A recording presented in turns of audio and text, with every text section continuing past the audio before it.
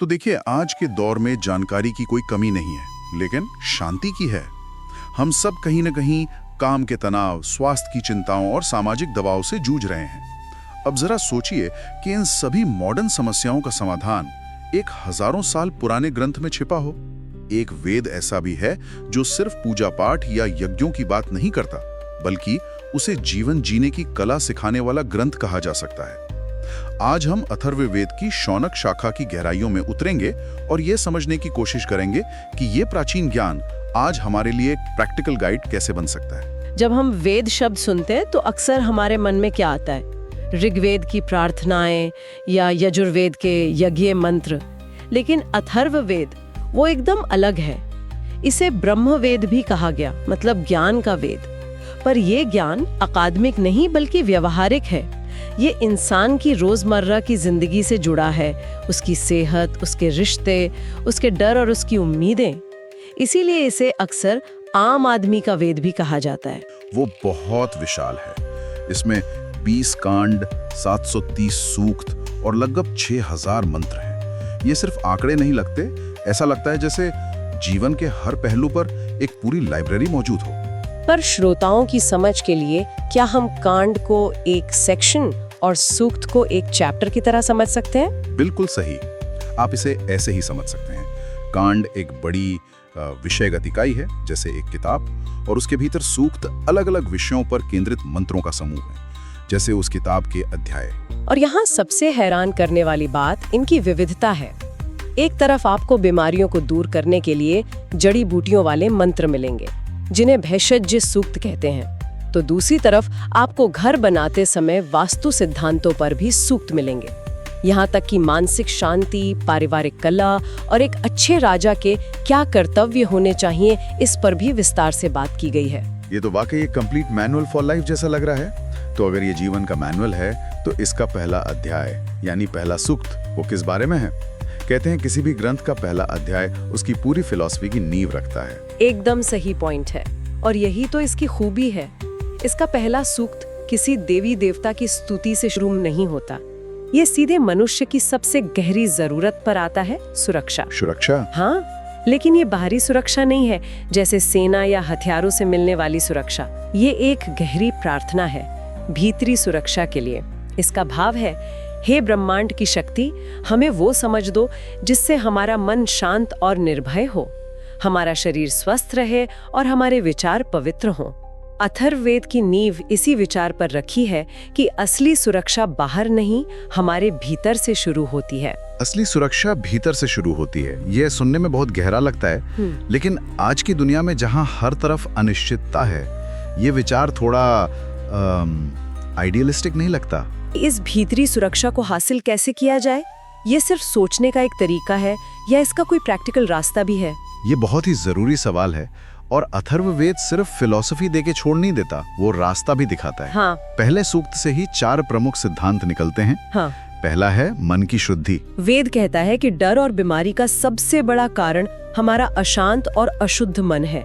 आज की भाषा में कहें तो मेंटल हाइजीन। Mental hygiene? अच्छा। हाँ, जैसे हम शरीर को साफ रखते हैं, वैसे ही विचारों को शुद्ध रखना पहली शर्त है। और बाकी 3 सिद्धांत क्या हैं? दूसरा सिद्धांत है आयु का संरक्षण, यानी अपने स्वास्थ्य को सबसे बड़ी प्राथमिकता देना। और यहाँ स्वास्थ्य का मतलब सिर्फ बीमारी का न होना नहीं है, बल्कि ऊर्जावान और जीवंत होना है। तीसरा सिद्धांत है समाज की रक्षा।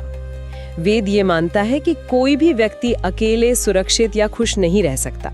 अगर हमारे आसपास का समाज अशांत है, तो उसका असर हम पर पड़ेगा ही। और चौथा और सबसे महत्वपूर्ण सिद्धांत है व्यापक कल्याण, यानी मैं से ऊपर उठकर हम की भावना से सोचना। ये सिर्फ इंसानों तक सीमित नहीं, बल्कि प्रकृति, पेड़ पौधे, जानवर, सबके कल्याण की बात करता है। ये तो एक पूरा इकोसिस्टम जैसा है, जहाँ व्यक्ति, समाज और प्रकृति सब एक दूसरे से जुड़े हुए हैं। आपने स्वास्थ्य की बात की। मैंने भी पढ़ा है कि आयुर्वेद की जड़ें अथर्ववेद में बहुत गहरी हैं। ये कनेक्शन कितना मजबूत है? बहुत गहरा विज्ञान है। एक्चुअली आयुर्वेद के कई आचार्य अथर्ववेद को ही उसका मूल स्रोत मानते हैं। अथर्ववेद सिर्फ ये नहीं बताता कि किस बीमारी में कौन सी जड़ी बूटी लेनी है, बल्कि वो बीमारी के मूल कारण पर जाता है। उदाहरण के लिए एक सूक्त है जो ज्वर यानी बुखार के बारे में है। वो सिर्फ शारीरिक लक्षण की बात नहीं करता, बल्कि ये भी कहता है कि ये क्रोध, शोक या भय जैसी तीव्र भावनाओं से भी पैदा हो सकता है। अच्छा। हाँ, ये मनोदैहिक या साइकोसोमैटिक बीमारियों का कॉन्सेप्ट है, जिसे आज की मेडिकल साइंस अब जाकर गंभीरता से समझ रही है। ये शरीर और मन को अलग अलग नहीं, बल्कि एक ही सिस्टम का हिस्सा मानता है। ये तो कमाल है। इसका मतलब अथर्ववेद एक तरह से होलिस्टिक हीलिंग की बात कर रहा था, जो आज के वेलनेस इंडस्ट्री का इतना बड़ा कीवर्ड है। अच्छा, ये तो हुई व्यक्तिगत स्वास्थ्य की बात, लेकिन हम समाज में रहते हैं और हमारे जीवन का एक बहुत बड़ा हिस्सा रिश्तों को संभालने में जाता है। क्या अथर्ववेद इस पर भी कोई प्रैक्टिकल सलाह देता है? बिल्कुल।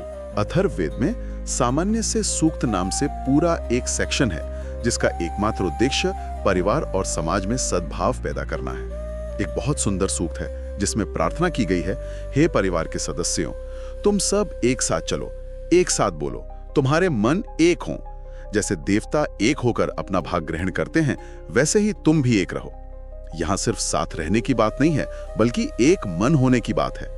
यह सिखाता है कि रिश्ते सिर्फ भावनाओं से नहीं चलते, उन्हें एक साझा उद्देश्य और आपसी सम्मान की जरूरत होती है। यह सलाह आज के टूटते परिवारों के लिए कितनी प्रासंगिक है।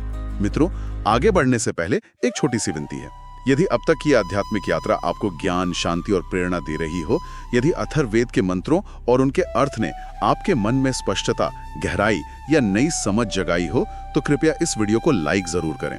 आपका एक छोटा सा लाइक इस ज्ञान को और अधिक लोगों तक पहुंचाने में बहुत बड़ा योगदान बन जाता है। और यदि आप चाहते हैं कि ऐसे ही प्राचीन वेदों, उपनिषदों, आध्यात्मिक ग्रंथों और जीवन दर्शन की सामग्री आप तक निरंतर पहुंचती रहे, तो कृपया हमारे चैनल को सब्सक्राइब करें।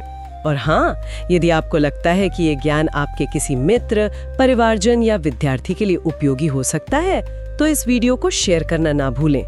आपका छोटा सा सहयोग हमारे लिए नहीं, बल्कि भारतीय ज्ञान परंपरा को फिर से घर घर पहुंचाने की एक बड़ी प्रक्रिया का हिस्सा बन जाता है। तो चलिए अब आगे बढ़ते हैं और अथर्ववेद के दिव्य ज्ञान को और गहराई से समझते हैं। चलिए अब आगे बढ़ते हैं। हमने मन, शरीर और परिवार की बात की, लेकिन अथर्ववेद का एक और पहलू है जिसके बारे में कम बात होती है, शासन व्यवस्था और आत्मबल। कि ये सिखाता है कि सच्ची रक्षा हथियारों से नहीं, बल्कि चरित्र से होती है। अब ये एक ऐसा विचार है जो आज के जियोपॉलिटिकल माहौल में थोड़ा अव्यवहारिक लग सकता है। ये अथर्ववेद का शायद सबसे गहरा और सबसे गलत समझा गया पहलू है। जब अथर्ववेद कहता है कि सत्य और चरित्र ही असली हथियार है, तो इसका मतलब ये नहीं कि राज्य को अपनी सेना खत्म कर देनी चाहिए। तो फिर इसका क्या मतलब है? इसका मतलब बहुत गहरा है। अथर्ववेद का मानना है कि एक राष्ट्र की सबसे बड़ी ताकत उसकी प्रजा का नैतिक बल और एकता होती है। अगर लोग चरित्रवान हैं, आपस में जुड़े हुए हैं और अपने लीडर पर भरोसा करते हैं, तो कोई बाहरी शक्ति उन्हें आसानी से तोड़ नहीं सकती। इसे आप एक तरह की साइकोलॉजिकल इम्यूनिटी कह सकते हैं। यह सिर्फ बाहरी आक्रमण से नहीं, बल्कि आंतरिक फूट और भ्रष्टाचार से भी बचाता है। यानी ये एक तरह से राष्ट्र के सॉफ्ट पावर की बात कर रहा है। ये तो बहुत ही आधुनिक विचार है। तो अगर हम इस पूरी चर्चा को समेटें, तो इसका सार क्या निकलता है? आज का इंसान जो बाहर से तरक्की कर रहा है, लेकिन अंदर से असुरक्षित महसूस कर रहा है, वो अथर्ववेद से क्या मुख्य बातें सीख सकता है? बिल्कुल सही। अथर्ववेद का अंतिम संदेश यही है कि बाहरी दुनिया को ठीक करने से पहले अपनी भीतरी दुनिया को ठीक करो। अगर 3 सबसे बड़ी शिक्षाएं लेनी हो तो वो ये होंगी।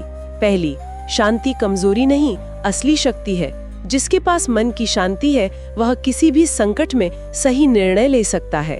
अशांत मन ही तो गलतियां करवाता है, इसलिए मन की शांति सबसे बड़ा धन है। ये पहली शिक्षा हुई।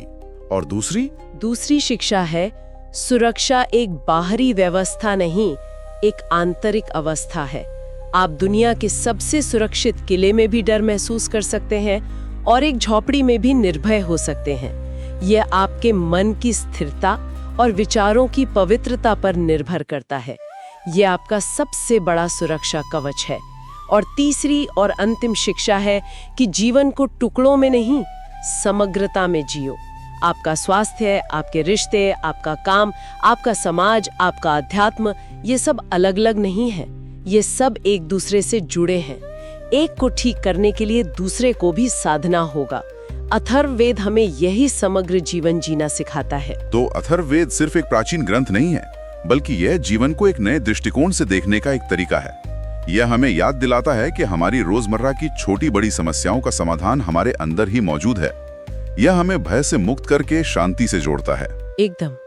ये हमें याद दिलाता है कि जीवन की हर चुनौती का सामना करने की शक्ति हमारे भीतर ही है। बस उसे पहचानने और जागृत करने की आवश्यकता है। ये ज्ञान सिर्फ पढ़ने या सुनने के लिए नहीं, बल्कि जीवन में उतारने के लिए है। आज की इस गहरी चर्चा के बाद ये सोचने वाली बात है कि हमारे जीवन का वो कौन सा एक क्षेत्र है, चाहे वो हमारा स्वास्थ्य हो, हमारे रिश्ते हों या हमारी मानसिक शांति, जहां हम अथर्ववेद के इस भीतरी सुरक्षा वाले सिद्धांत को आज से ही लागू करना शुरू कर सकते हैं। कौन सा वो एक छोटा कदम हो सकता है जो हमें अधिक शांत और निर्भय बनाए। अगर आप अब तक हमारे साथ जुड़े हुए हैं तो जाहिर है ये बातें आपके लिए मायने रखती हैं। तो इस वीडियो को लाइक जरूर करिए, और अगर आप चाहते हैं कि हर हफ्ते ऐसी ही लाइफ चेंजिंग बातें, गहरी चर्चाएं आप तक पहुंचती रहें, तो सब्सक्राइब करना मत भूलिएगा।